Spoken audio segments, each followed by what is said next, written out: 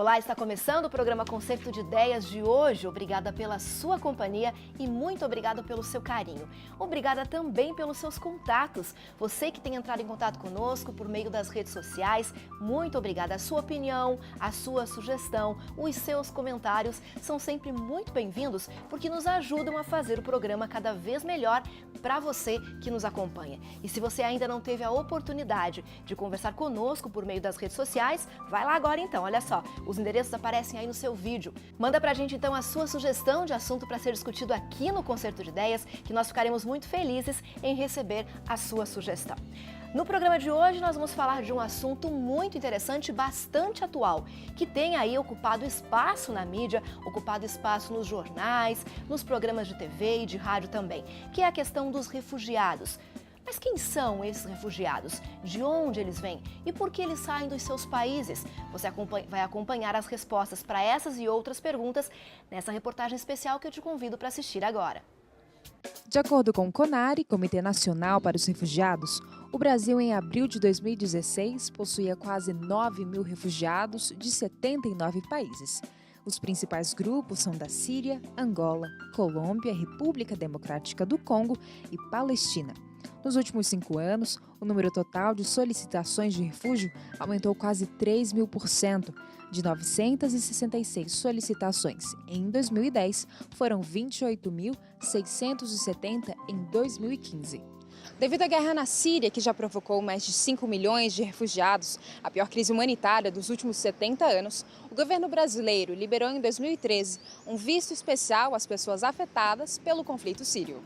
Entre eles, Shaz Al-Turkmani e Suhib Zinu. O casal sírio vivia em Alepo, a segunda maior cidade da Síria, e decidiram deixar o país depois de um ataque aéreo à faculdade do filho. كان في الجامعة وإجا طيران وضرب الجامعة وشاف قدامه العالم عم بتموت فأثرت على نفسيته كثير وعلى نفسيتنا كثير وكثير خفنا عليه. لهالسبب أخذنا قرار إني لازم نغادر البلد لأني مستحيل نقدر نستمر فيها. يعني لا معقول إني أمنع ابني عن الدوام الجامعة، ولا معقول يروح على الجامعة ونحن دائما تليفون ألو كامل. إذا كامل ما رد على التليفون كانت حالة هستيريا تصيبني. معنا ضائقة، كان عندنا ضائقة مادية كتير قوية، فهي أثرت كتير فينا، وأنا لهلا ما بقدر أذكر أي شيء لأني كتير بنفعل وقت بذكر. Muitos dos refugiados têm escolaridade ou uma condição financeira razoável no país de origem, mas não sabem português, o que dificulta a adaptação, como foi o caso de Shaza e Suhib. شخص عربي من مصر هو علمنا اللغة البرتغالية، كان عم بيساعدنا لنتعلم اللغة البرتغالية، فصار في علاقة كويسة بيناتنا، صرنا ناكل مع بعض نعمل أكل. هو اللي شجعنا على الفكرة، كانت البداية منه، يعني إني صار يطلب أكل لرفقاته يشتروا، إن الأكل كتير طيب وحبوه، وبهذا أجت الفكرة اللي كانت كتير صعبة، يعني كان صعب إني نحن نفكر نفتح مطعم. بعد أجت الفكرة ما في مجال نعمل أي مشروع ثاني غير هالمشروع، لأني ما عنا لغة، نحن معنا شهادات، زوجي مهندس، أنا إيكونوميستا، بنتي الكبيرة كمان مع تجارة، بنتي طبيبة، ابني عم بدرس هندسة، لكن ما في مجال نشتغل لأني ما في لغة. Quem está em situação de refugiado não nega as dificuldades encontradas, mas eles também valorizam a calmaria que vivem se comparado ao terror que já passaram. The first 6 months we had big problem because we haven't so much money. We doesn't speak Portuguese. Everything problem. And now we are like Brazil. E para a gente ampliar esse assunto, entender um pouquinho mais desses detalhes que envolvem a vida desses refugiados, nós vamos conversar hoje com Samir Costa. Tudo bom, Samir? Tudo bem, Bettina? Seja bem-vindo ao programa Concerto de Ideias. O Samir, ele é formado em administração, né, Samir? Também em teologia e está fazendo um mestrado em gestão de pessoas, é isso? Isso mesmo. E tem aí uma larga experiência com essa questão de refugiados, né, Samir? Conta um pouquinho pra gente. Quando começou o seu envolvimento com os refugiados? Então, Bettina, em 2011 eu recebi um convite para estar trabalhando como diretor de um centro de influências no norte do Chipre, uma área que foi invadida pela Turquia na década de 70. Sim. E hoje ela é composta ali de muçulmanos, basicamente, uma porcentagem muito pequena de cristãos. Então ali a gente já começou a ter uma oportunidade de ter esse envolvimento com pessoas refugiadas e, posteriormente, visitando alguns países do Oriente Médio, tive a oportunidade de observar isso na Turquia, em Israel, no Líbano, de uma maneira muito forte ali em Beirute. Essas guerras recentes naquela região Sim. deram a oportunidade de ter um pouquinho de contato, de conviver um pouquinho com essa triste realidade Com que o essa mundo está realidade, enfrentando. né? Samir, essa questão da realidade que nós acompanhamos atual, né, dos refugiados, ela já começou há muito tempo, né? Nós temos relatos de refugiados há muito tempo atrás, não é? Não, é verdade. A gente pode observar isso como na Bíblia, por exemplo, ou em outros livros, né, da antiguidade. A Bíblia já menciona de cidades de refúgio, né? Sim, O sim. tempo ali de Moisés, de Josué. Eu acho que aonde que existe relatos de civilização, existem relatos de conflitos e, infelizmente, existem refugiados. O que leva uma pessoa a sair do seu país como refugiado? Qual é a condição principal em que eles vivem? Eu acredito que seja a perda de direitos. Eu acredito que quando ela começa a perder a oportunidade, não é, de ter o seu mínimo, sua mínima qualidade de vida, quando ela perde seus direitos políticos, como cidadão, de etnia, de não ser respeitado, não é? A sua etnia, tudo isso leva realmente ela a tomar a decisão de sair do seu país. Abandonar e ir tudo, para né? Isso mesmo. Tentar encontrar um pouco de liberdade, um pouco de condições. Ser respeitado, eu acredito, Exato. né? O respeito que ela não obtém mais ali. O poder público não garante mais a segurança mínima, né, para a realidade. Para eles poderem viver, né? Você falou numa triste realidade. Realmente deve ser uma situação bastante triste, né, Samir? Você conviveu de perto com isso, né? A gente observa pessoas nesses países, especialmente ali do Oriente Médio, que tive a oportunidade de conhecer, que estão vivendo uma situação limite, né? Ele perde a sua atividade que ele realizava, muitas vezes todo o seu histórico educacional acaba não tendo mais valor. E se a gente for assim, de uma maneira bem objetiva, ele perde o direito às suas necessidades básicas. Nós estamos falando aqui de água potável, de não ter um local para dormir, não é? E a gente vê que a estrutura desses campos de refugiados oferecem barracas. Já pensou você extrair da estrutura da sua casa, do seu conforto, e viver ir num morar numa acampamento. barraca, de receber uma cesta básica, não é? E é somente aquela cesta básica mesmo de alimentos para todo mês ou mais até. Então, os alimentos ali para a sua sobrevivência. É uma zona de desconforto muito grande. Muito triste, né? Muito triste. E quando eles saem do país de origem e vão para outros países, além dessa questão que você acabou de comentar com a gente, quais são as outras dificuldades que eles também enfrentam? Então, além dessas necessidades básicas, teve uma pesquisa agora, há pouco tempo no Brasil, que classificou basicamente como o idioma, sendo um grande desafio, Sim, sim. porque né, ele vai enfrentar todo esse processo de aprendizado de um novo idioma. O segundo item é a documentação, porque ele não tem orientação. Cada país tem a sua legislação, tem o seu processo. Então, muitas vezes ele perde um tempo tremendo e não obtém alguns direitos porque não tem aquela determinada documentação. Não é? E, em terceiro lugar, essa inserção no mercado de trabalho. Que Porque- por conta, tudo isso acaba juntando, né, acumulando, né? Não fala o idioma, não tem documentação e como é que vai ser inserido no mercado de trabalho? Não tem como validar o seu diploma, não é? E não consegue trabalhar muitas vezes no mercado formal. E aí fica nesse mercado informal, tendo grandes dificuldades. Basicamente, no início ali, essas são as maiores dificuldades para refugiados. Essas questões que você acaba de colocar pra gente, a gente normalmente não acompanha na mídia, né? Porque o que a mídia mostra é a saída dos refugiados, né? Quando eles buscam socorro, buscam um espaço, né? Uma acolhida.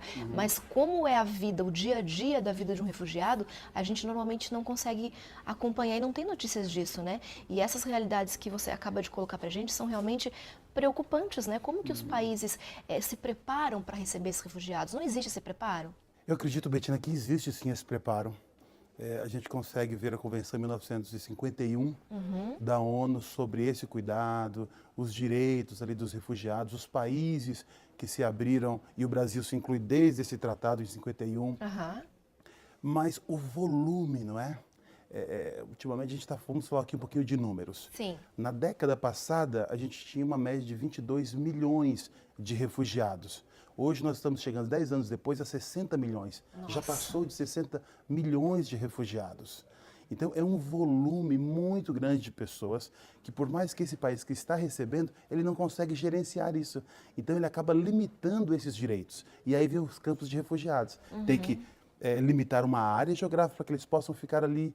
As crianças que deveriam ter escola, eles não conseguem oferecer isso. Um nível de saúde básico também não consegue oferecer, porque o volume é muito grande. A gente muitas vezes, quando fala de refugiado, associa somente a Síria. Sim, Mas não é verdade. A gente tem que associar o Afeganistão, que está em jogo, o Iraque, naquela região ali do Oriente Médio, que está em jogo, o Iêmen está sofrendo uma guerra muito forte atualmente. Quando a gente vai para a África, a gente pode estar falando do Sudão, a gente pode estar falando da Líbia, do norte São da muitos Nigéria. países, né? Então, são todos esses conjuntos de países, atualmente, nos nossos dias, que estão sofrendo com esse processo, gerando refugiados. Qual que é a sua visão com relação a esses refugiados? Você é otimista com relação a essas situações ou você acha que vai se delongar durante muito tempo e a gente não vai conseguir acabar com esses conflitos que geram as pessoas saindo em busca de mais condições? Na verdade, a gente nunca acabou com isso, né? Eu acho que a posição é de minimizar esse sofrimento. Mas, como eu falei anteriormente, como o volume está sendo muito alto, Aumentando cada vez muito mais, né? grande, não tem como gerenciar, não é? E aí a população começa a ficar com medo. A população que está recebendo, em vez de abrir os braços, não é? Porque tem isso também, né, Começa- Samir? Tem toda a preparação que o país faz por conta da ação governamental, mas tem também a população, né, Verdade. que acaba fechando os braços, como você acabou de dizer pra gente, né? Porque começa a ficar inseguro, perda de empregos. Eu lembro da realidade de Beirute. Por exemplo, você via um padeiro e ele estava ganhando um valor determinado ali, um salário mínimo. De repente vinha um refugiado sírio e ele dizia, olha, pode me pagar menos da metade, que eu vou realizar a mesma função que ele realiza.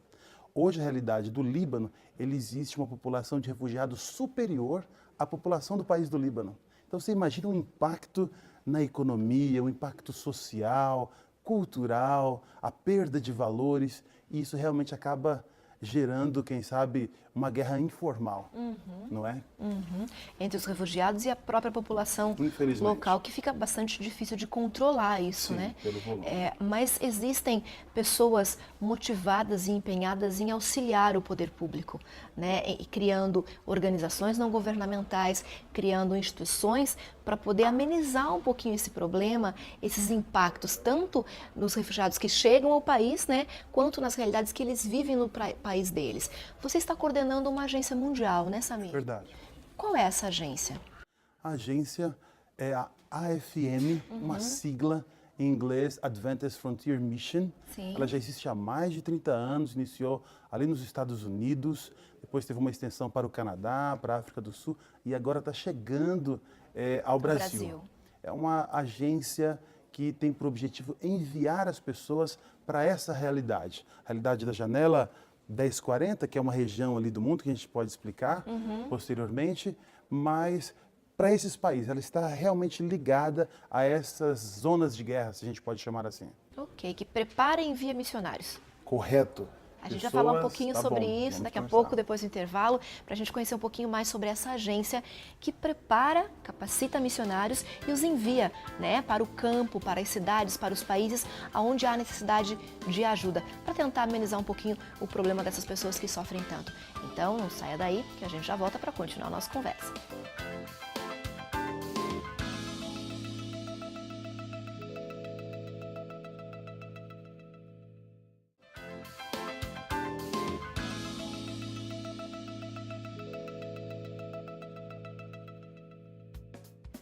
O Concerto de Ideias já está de volta e hoje nós estamos falando sobre essa crise migratória que envolve os refugiados. No primeiro bloco, conversamos com Samir Costa, que está conosco aqui para nos ajudar a entender um pouquinho mais dessa questão e falamos sobre quem são os refugiados, de onde eles vêm, quais as condições que eles vivem no país de origem que os faz sair e buscar refúgio em outros lugares. Agora a gente quer entender um pouquinho, Samir, o que acontece no Brasil. Nós também estamos recebendo refugiados e qual é a quantidade que vem para cá? O Brasil ele já está fazendo parte desse processo desde 1951, como eu comentei no primeiro bloco. A ex-presidente Dilma Rousseff fortaleceu isso também. Então, hoje, um refugiado ele tem a oportunidade de ir numa embaixada brasileira que se encontra nesses países e se candidatar para buscar refúgio no Brasil.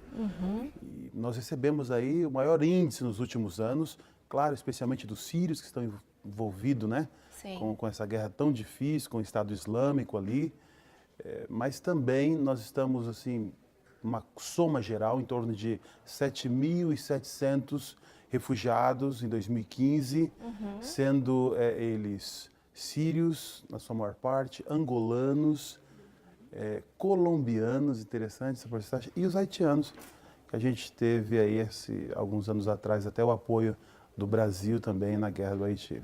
O que a gente acompanha aí, Samir, é que algumas das dificuldades que eles enfrentam depois de chegar no país, a gente já comentou no primeiro bloco, né? Que é a questão do idioma, né? Os documentos deles que não existem e que precisam ser refeitos, e também a questão do trabalho, né? Como é que eles vão entrar no mercado de trabalho. Essa inserção aqui no Brasil também é um pouco complicada, principalmente agora, né? Por conta de uma crise econômica que vivemos, né? Eu acredito que esse está sendo a situação mais delicada do Brasil para receber os refugiados, né? Então, eles chegam aqui e não têm a oportunidade de se reestruturar. A gente consegue já observar isso, principalmente ali no centro das cidades grandes, como a cidade de São Paulo, situações bem delicadas. E aí, como você falou anteriormente, as agências, então, de ajuda humanitária começam a se fazer presentes e proporcionar aquilo que o Estado, infelizmente, não está conseguindo proporcionar, né? Mesmo tendo prometido. Exato. Nós terminamos o primeiro bloco falando justamente sobre essa agência, né? O Samir hoje coordena uma agência mundial que prepara e envia missionários para o campo, para os países. Fala para a gente um pouquinho mais, Samir, sobre essa agência, onde que ela começou? E há quanto tempo? A gente está aqui no ambiente universitário, né? Na Universidade Adventista de São Paulo. E essa agência começou em uma das nossas universidades adventistas lá nos Estados Unidos, há mais de 30 anos atrás, na década de 80, com estudantes. Eles entenderam que eles tinham que fazer mais, não precisavam se formar para ir já para alguns países que tinham uma necessidade maior. E ali se estruturaram e começaram, então, 1, 2, 3... E hoje, após 30 anos, nós temos 25 projetos em mais de 21 países. Olha que interessante. Especialmente nessa região, mais de 100 missionários envolvidos. E chegamos no Brasil agora, alguns meses atrás, para oferecer essa oportunidade também para os jovens brasileiros que têm um potencial aí tão grande. E o jovem brasileiro tem procurado, Samir? O jovem tem esse espírito missionário? Como é que está essa realidade? Eu acredito que isso está começando. A gente está naquele processo de formação. Eu estive nessa instituição aqui há 10 anos atrás. A gente não ouvia falar sobre missões como a gente escuta hoje. Isso é muito legal. E eles sentem paixão por isso, aqueles que estão envolvidos em missões de curto prazo, de apenas 15 dias, 2 semanas. E agora a gente está trazendo a oportunidade não apenas de ir no período de férias, mas poder tirar aí um ano de licença, a gente até fala um ano sabático, né? De descanso das atividades acadêmicas e se envolver com essa realidade, sendo que em muitos desses países vai encontrar um número muito grande de refugiados. Necessitados de auxílio, de suporte, com certeza. Né? Vamos falar um pouquinho como que funciona fazer parte dessa agência, como é que é feita a capacitação, como é que esses missionários chegam até a agência, como é que é esse processo todo, Samir? É claro que a gente está usando a internet para isso, as redes sociais, você pode procurar facilmente ali no www.afmbrasil.org. E ali você vai encontrar o link das redes sociais, do escritório, de um formulário de interesse que você pode preencher também. E a gente está participando dos eventos onde que os jovens estão presentes, para que eles possam ter a oportunidade e ver que a AFM pode ser, além de outras agências que já realizam esse tipo de trabalho, mais uma oportunidade. Sabe, eu ouvi dia desses de um jovem, ele disse o seguinte, que quando ele se envolve com a vida de outras pessoas, a vida dele tem sentido, mas da forma de auxílio, né? O envolvimento para colaborar, para estender a mão de uma certa maneira, então ele acaba encontrando sentido para a vida dele. Então, de repente, você que está nos acompanhando e não está encontrando muito sentido para a sua vida, quem sabe um trabalho missionário, né? Ou dentro do seu país ou fora, né? Agora com a agência que o Samir acaba de apresentar para a gente, você também tem essa oportunidade de se envolver em outros países nesse trabalho missionário. E para quais países esses missionários brasileiros podem ser enviados, Samir? Olha, a gente está selecionando dentro desses países que nós estamos atuando nesses últimos anos, de uma forma muito especial agora, já em 2017, a gente está oferecendo o Camboja, a Tailândia, estamos oferecendo também a Turquia como uma alternativa, e na África ali, em Guiné e Benin, está sendo uma outra alternativa. São países de áreas interreligiosas, com culturas muito diferentes da cultura brasileira, que isso realmente vai agregar, vai somar muito na vida desse universitário. Tenho certeza disso. Com certeza. Mas é só para universitários, Samir? Não. De repente alguém está nos acompanhando e já terminou a faculdade ou nem entrou verdade. ainda. Não, nós estamos abertos também. Estamos inicialmente trabalhando com os universitários aqui, por um período de curto prazo, que é de 1 ano, Sim. mas temos o missionário de carreira. Olha que pode só, quem ficar sabe para você essa. 5 anos, 10 anos, ele pode estar realizando um projeto muito específico nesse país. Além daqueles que já têm uma profissão e a gente consegue oferecer uma consultoria para ele encontrar um emprego local nesse país. Olha que bacana. Então a gente tem toda uma estrutura para isso também. Ele pode servir ali como médico, como jornalista, né, como enfermeiro nesses países do Oriente Médio, da Ásia, da Janela 1040. E as pessoas que vão como estudantes, por exemplo, que ainda não têm uma profissão, Correto. qual é o trabalho, qual é a atividade que eles desenvolvem lá como missionários? Nesses países que eu comentei com você agora, nós já temos projetos há mais de 5 anos com missionários de carreiras. Ok. Então, eles já realizam um projeto, escolas de músicas, escolas de idiomas, na área da saúde. E o aluno, ele vai ali para fortalecer esse projeto. Então, ele vai trabalhar de diferentes maneiras, de diversas funções, Sim. aberto a servir dentro das suas qualificações, mas sendo de uma maneira muito maior, muito mais ampla ali, porque o projeto já existe. Então ele pode se encaixar em alguma atividade muito bem, isso mesmo. que ele se sinta bem e tenha necessidade no Isso local, mesmo, né? isso mesmo. Ok, e agora para fazer parte, tem algum pré-requisito? Quais são os critérios que a pessoa que de repente está nos acompanhando, gostaria de participar? Ele tem que falar alguma outra língua, tem que ter passaporte? Aí, quais são os critérios, Samir? Tá. Eu comento sempre que o desejo, né, a gente usa o termo chamado de Deus, ter a certeza de que você pode ser útil ali, apesar das suas qualificações sendo grandes ou não, você já terminando uma faculdade, tendo um mestrado ou um doutorado, é muito mais do que isso, esse desejo sincero de servir, de ser útil nesses países. E, em segundo lugar, sim, vem o idioma. Sabemos que o inglês, eu até uso muitas vezes esse termo, digo que é o mal necessário, né? Por quê? Porque é a língua que une realmente as nações. Especialmente nesses países em que a língua ela é muito diferente, o alfabeto muitas vezes não é o mesmo alfabeto nosso. Então, o inglês acaba sendo a única oportunidade para você aprender a língua local. Ah, que E interessante. se sobreviver. Sim. Você não vai ter a oportunidade, infelizmente, de aprender a língua Thai na Tailândia através do português. Mas através do inglês, você vai ter essa oportunidade. No século XIX, o Império Britânico, ele realmente ocupou boa parte dessa região da Janela 1040 e o inglês é uma língua muito forte que acaba unindo realmente, abrindo portas até você aprender o idioma local. Ok. Então, a vontade, que é o chamado que a gente acaba dizendo, né? O inglês e a disposição.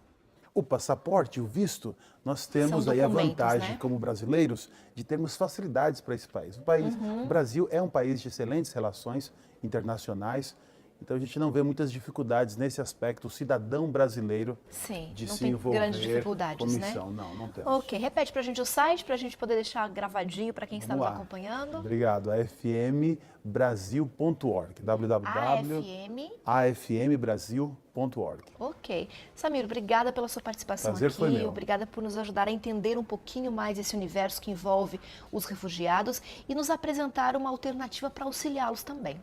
Que bom. Obrigado você, Betina, pela oportunidade. E obrigada a você que tem nos acompanhado, muito obrigada pelo seu carinho, obrigada pela sua companhia. E fica aí, então, quem sabe uma dica para você que queira encontrar um sentido a mais, né, um sentido maior na sua vida, trabalhar de maneira que possa ajudar e ser útil a outras pessoas, por que não os refugiados, né? A gente vai ficando por aqui, a gente volta na próxima semana e você já sabe, eu te espero. Então até lá!